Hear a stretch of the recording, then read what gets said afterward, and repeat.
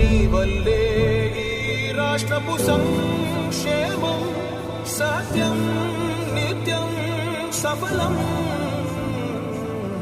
జనగణ మంగళ నాయకుడా, ఘనమగు చరితల నాయకుడా, పలుతరములు మము పరిపాలించర స్వామికుడా. నవయుగ మేధో సైనికుడా, సమయము తెలియని సేవకుడా, యువ నవ్యాంధ్రకు ప్రగతిని